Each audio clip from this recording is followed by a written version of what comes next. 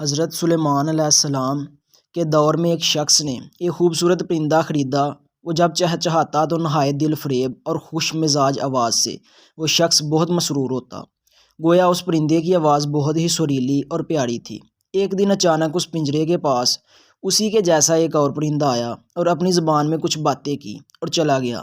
پنجرے میں موجود پرندہ بالکل خاموش ہو گیا، گویا ایسا ہو گیا جیسے وہ گونگا پرندہ ہے۔ اس کے مالک نے 2-3 دن تک انتظار کیا مگر پرندہ بالکل خاموش۔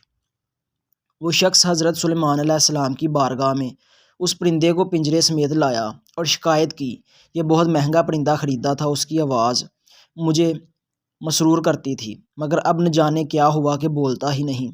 حضرت سلیمان علیہ السلام جو جانور چرند پرند سب کی بولیاں جانتے تھے، اس پرندے سے پوچھا، کیا وجہ ہے جو تم خاموش ہو گئے ہو؟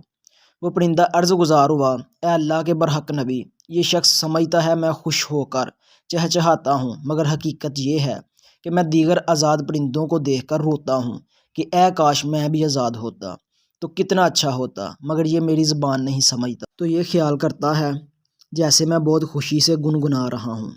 پھر ایک دن میرا ایک ہم جنس میرے پاس آیا اور کہا کہ یہ شخص تیری زبان نہیں سمجھتا بلکہ سمجھتا ہے کہ تو بہت سریلی آواز کے ساتھ خوشی خوشی چہچہا رہا ہے۔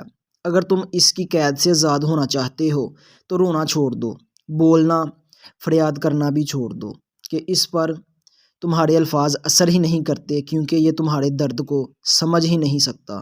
بس پھر کیا تھا، میں تب سے خاموش ہو کر صبر کر رہا ہوں۔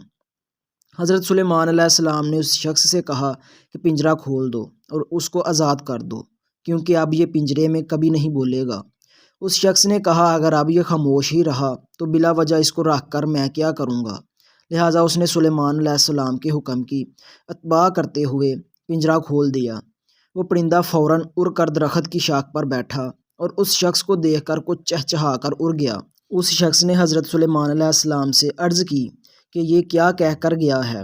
آپ علیہ السلام نے فرمایا کہ اس نے کہا ہے کہ اگر تو بھی اپنے غموں اور مصائب سے آزاد ہونا چاہتا ہے تو خاموش ہو جا اور صبر کر، کسی سے کچھ شکایت نہ کر، تو تجھے بھی ایک دن سارے غموں سے نجات مل جائے گی۔